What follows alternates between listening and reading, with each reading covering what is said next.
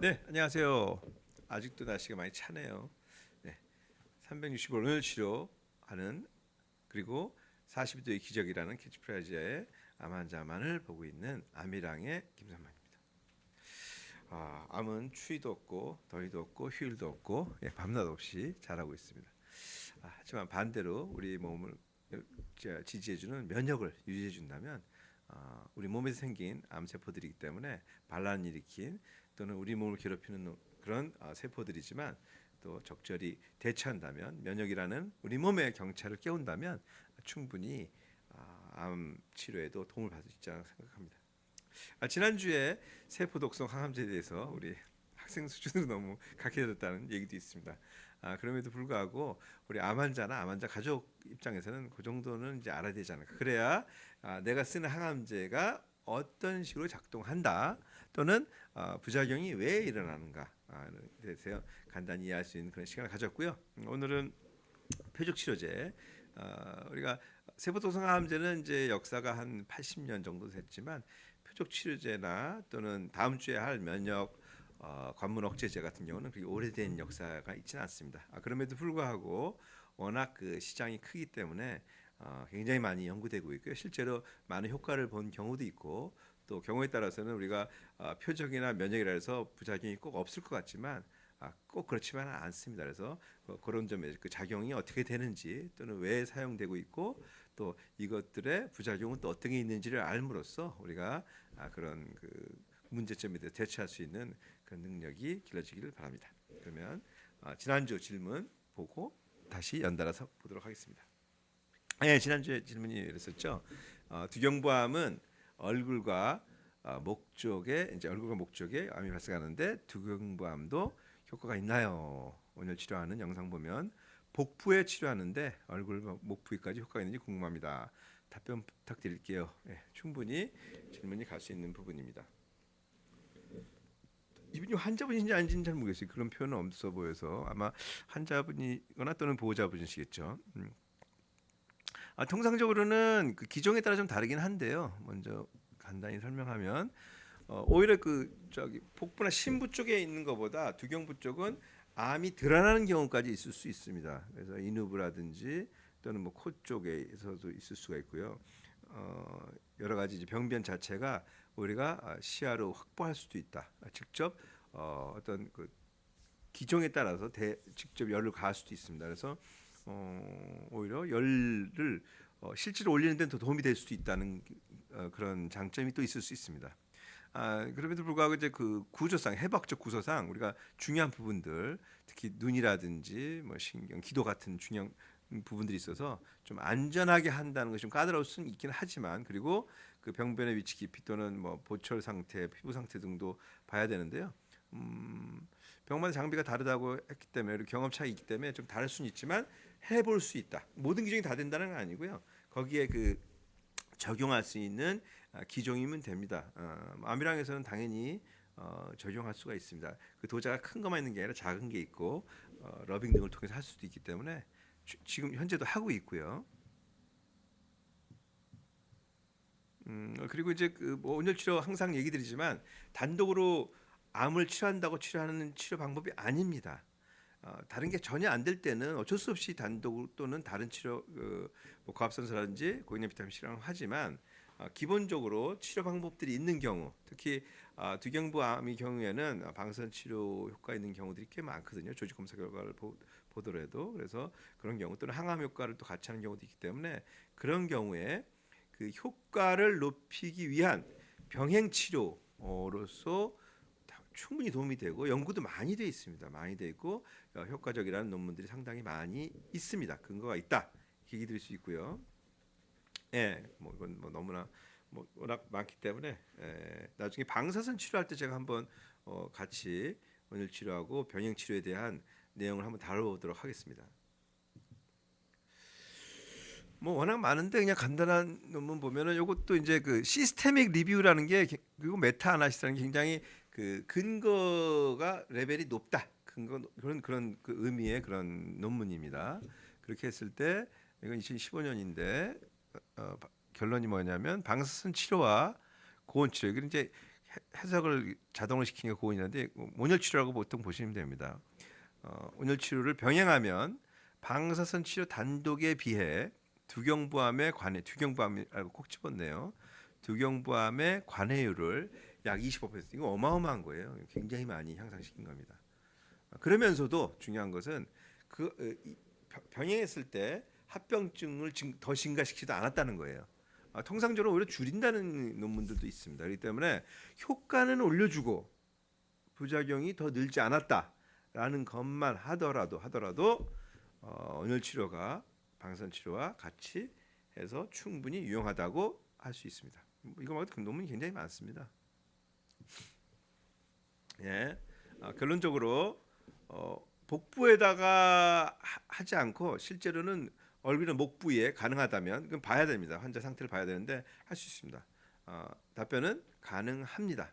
하기 때문에 언제든지 특히 이제 아미랑에서의 방식으로는 충분히 가능하니까 언제든지 방문해 주시면 그거에 합당하게 얘기 드리도록 하겠습니다. 그러면 또 오늘의 주제인 표적 치료제에 대해서 이제 얘기했습니다. 이름이 참 잘 지었어요.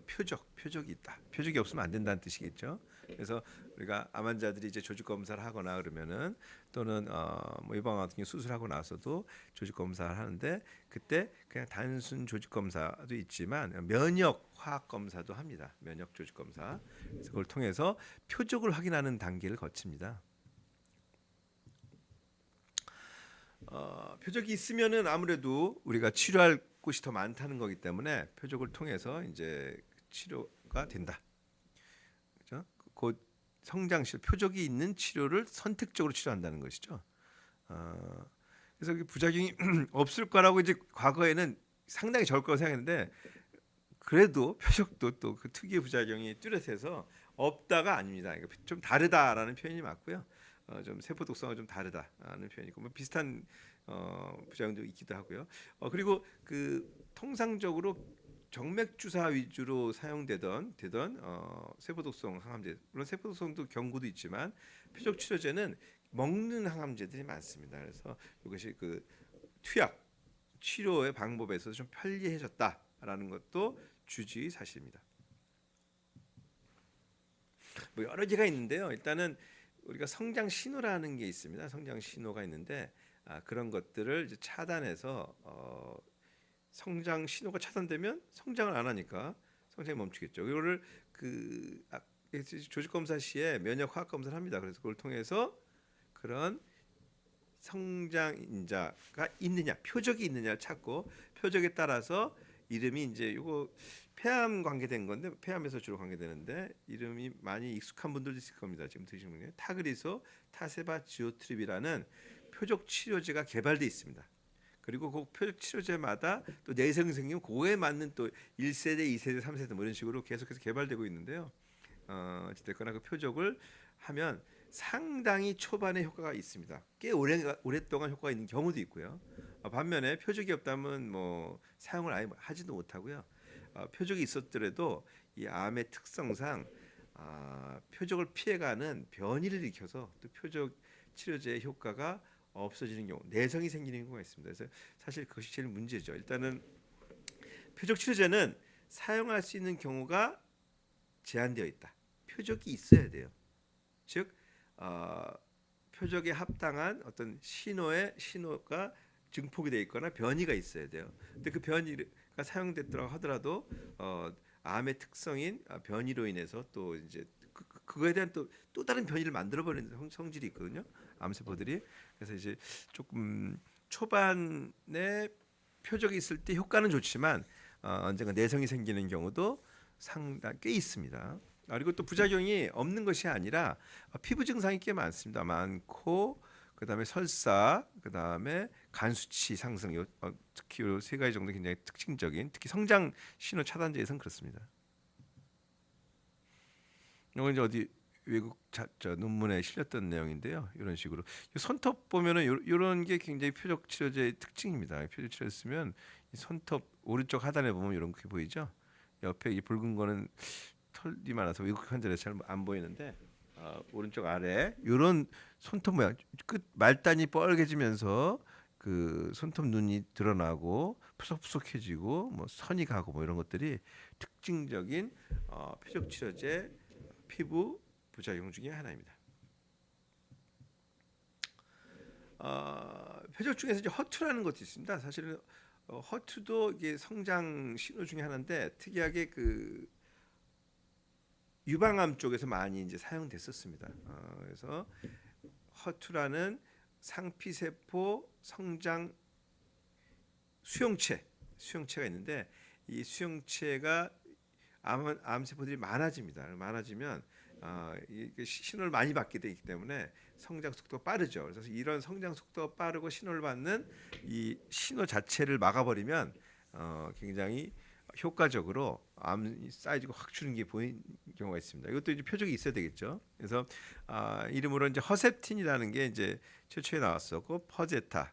최근에는 이런 표적과 일반적인 세포 독성을 섞은 그런 항암제들도 있습니다. 에너투 등에서 나옵니다. 이건 부작용이 또 있습니다. 이것도 그래서 심기능 저하라든지 그 다음에 주입 시 여러 가지 이제 혈압 변화 있을 수 있고요. 이런 것들이 있기 때문에 부작용이 없질 않다.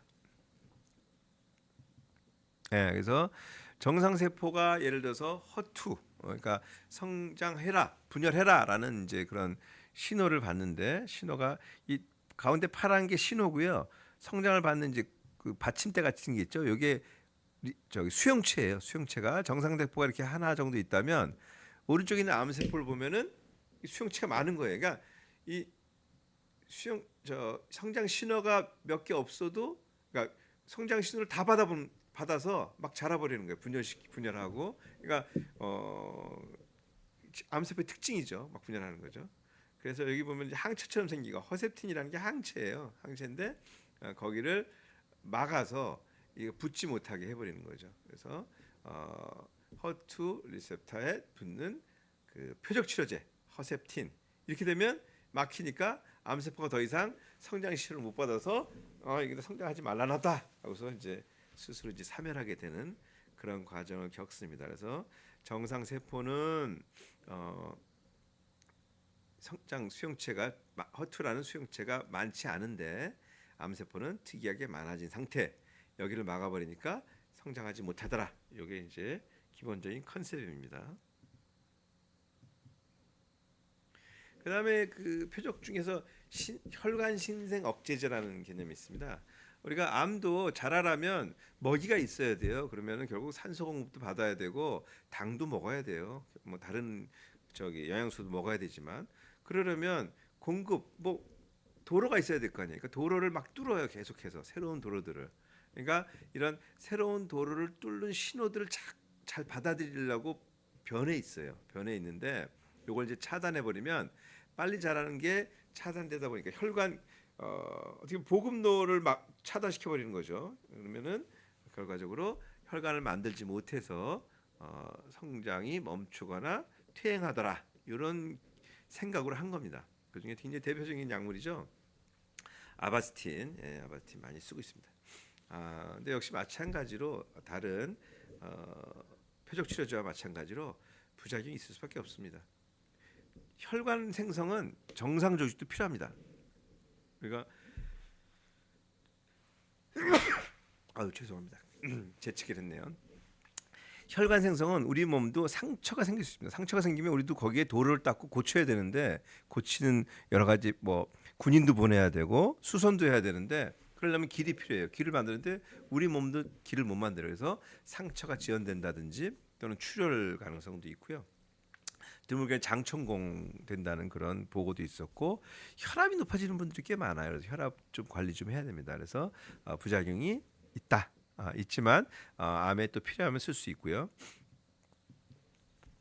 이 그림으로 보면 이런 거죠. 그러니까 이제 이게 암덩어리예요. 이게 혈관을 이제 스스로 혈관을 끌어당기는 거예요. 당기는데 혈관 생성 인자라는 게 필요합니다. 이렇게 막 실처럼 생긴 거 하얀 거 이것들이 와서 이제 딱 붙으면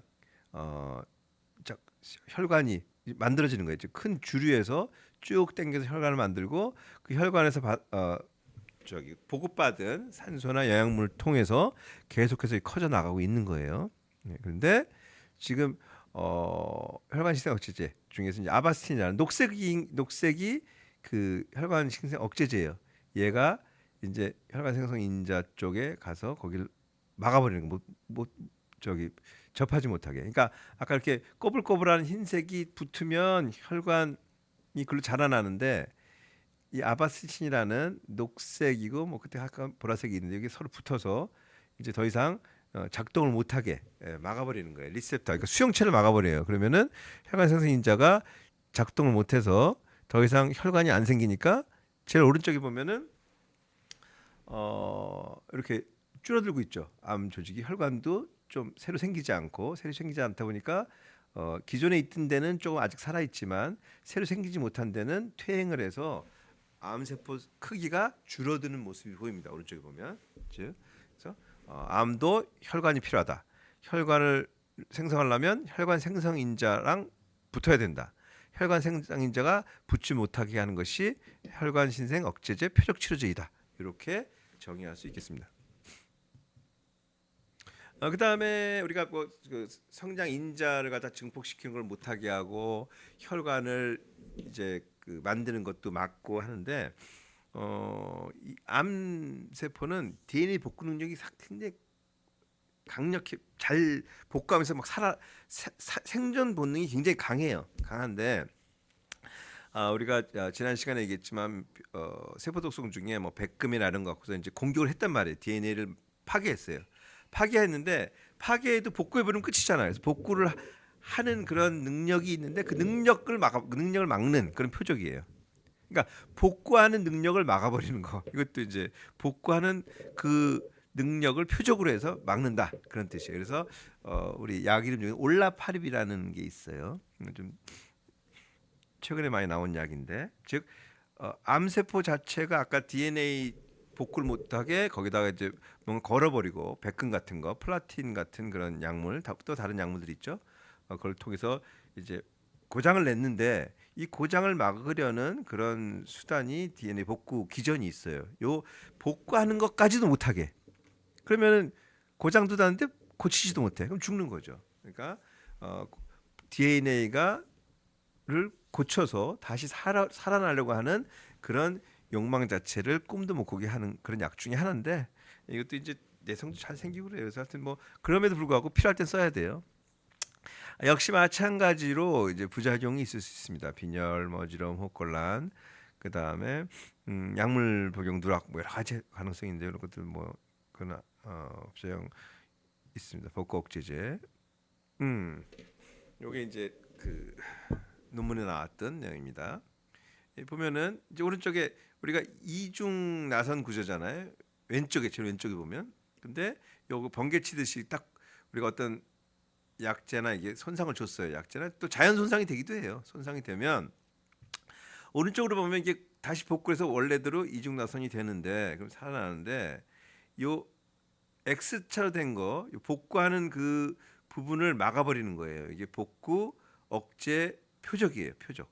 올라파립 영어로 그러니까 OLAPARIB 이름이라서 그래요. 약자 이름이라서 잠깐 원 이름 여기 올라파립이라고 되어 있죠. 복구 억제제. DNA가 손상된 거 다시 갈게요. 왼쪽에 보면 DNA가 손상이 됐는데 손상된 것을 복구하는 그런 과정을 올라파립이라는 표적이 가서 막아버렸어요. 그러니까 어떻게 돼요? 위에는 다시 원래대로 됐는데 아래에 있는 그림 보면은 끊어져 버렸잖아요. 그러니까 끊어지니까 결과적으로 복구가 안 돼서 스스로 죽더라. 그러니까 자살하게 만든 거죠. 세포 자멸사를 하게 만든다. 그게 복구 억제제 표적 복구 표적을 복구 억제시키는 거죠. 표적 치료제 치료 시에는 이제 뭐 부작용 있었잖아요. 피부, 뭐 설사, 혈압, 간 수치 같은 거 잘 보셔야 되고요. 경구제가 많다 했으니까 경구제 같은 거 잘 드시는지 이런 것도 잘 관리해 드려야 됩니다. 왜냐하면 복용 시간이나 식사 관계 등과 좀 잘못되면 제대로 된 효과를 못 볼 수도 있고요. 부작용도 관찰해 줘야 되고 드물게 이제 상호작용하는 약들이 있습니다. 그래서 보충제 같은 거라든지 뭐 이런 것들은 좀 미리 잘 알려주셔서 그런 치료하는 동안에는 적어도 이 약이 듣는 동안에는 잘 듣게 해줘야 되고 부작용 적게 해줘야 되고 부작용이 발생하는 쓸 때는 반드시 그 정도를 의료진에게 우리 주치 선생님한테 얘기해 주시고 또 만약에 주치 선생님이 안 되면 저희 같이 의료기관에 암이랑이 가르쳐 주시면 그 부분에 대해서 이제 체크를 해보고 치료적인 적정도 또는 부작용의 상태를 보고서 조치 가능한 거면 조치할 수 있도록 하는 것이 맞습니다. 표적 치료제라고 하더라도 부작용이 있으니까요. 그래서 우리가 그 표적 치료제가 나오면서 상당히 많은 다양한 암 치료에 도움을 주고 있습니다. 그럼에도 불구하고 반드시 모든 경우에 표적이 있는 것은 아니고요. 또 표적에 내성 기간이 있기 때문에 내성 기간이 안 생기도록 이제 우리가 했으면 좋겠는데 다양한 연구 방법이 나오고 있습니다. 그리고 부작용이 거의 없을 걸로 생각을 했었는데 또 생각보다 치명적인 부작용도 간혹 있기 때문에 그런 부작용에 대한 인지를 하고서 그런 게 생겼을 때는 빨리 우리가 또 알려주셔서 치료에 적절한 치료 시기를 놓치지 않는 것이 중요하다고 할 수 있겠습니다. 지금까지 표적 치료에 대해서 간략히 얘기 드렸습니다. 그러면 오늘 질문 하나 또 받고 오늘은 이제 얼마 안 남았어요. 저 설날이. 그래서 설날 때 이제 또 잘 우리 암 환자분들 열심히 또 치료하시고 좋은 결과 있길 바라겠습니다. 오늘은 질문이 아주 기네요. 안녕하세요, 원장님. 다발성 뼈전이 폐전이 유방암 4기 환자입니다. 지금까지 1년 반 동안 약을 4번 바꿨어요. 마지막으로 젤로다 먹다가 부작용이 심해서 중단하고 지금은 파슬로덱스 주사를만 맞고 있습니다. 아직 세포독성 항암 치료는 안 해봤는데 꼭 해야 할까요? 뼈 통증이 심해서 울트라셋이랑 옥시콘틴 20을 같이 먹으면서 버티고 있어요. 세포독성 항암 치료를 하고 나면 더 힘들어질 것 같은데 어떻게 해야 좋을지 모르겠어요. 네, 좀 안타깝네요. 치료도 여러 번 하셨고 젤로다도 사실 세포독성 치료입니다. 이 먹는 걸로 해서 표적 같지만 세포독성 치료 중에 하나인데 아마 먹는 약이라서 세포독성이 아니라고 생각하신 것 같고요. 파스로덱스 지금 뭐 호르몬 쪽 치료만 하고 계신 것 같습니다. 할 때 다른 표적 치료를 같이 하기도 하는데 어찌됐거나 이 치료 받기는 과정을 전부 다 좀 알았으면 좋겠습니다. 그래야 정확히 알 수 있는데 그리고 뼈독성 세포독성 항암하면 더 힘들겠죠. 그러니까 더 힘들다 이렇게 얘기할 수는 없고 그 자체 부작용이 올 수도 있다. 그러니까 지금 현재 상태가 상당히 중요합니다. 현재 그런 어떤 환자의 육체적인 상태, 뭐 걷고 식사하고 일상생활을 할 수 있느냐 못하느냐, 침대에만 누워 있느냐 이런 것들이 되게 중요할 수가 있고요.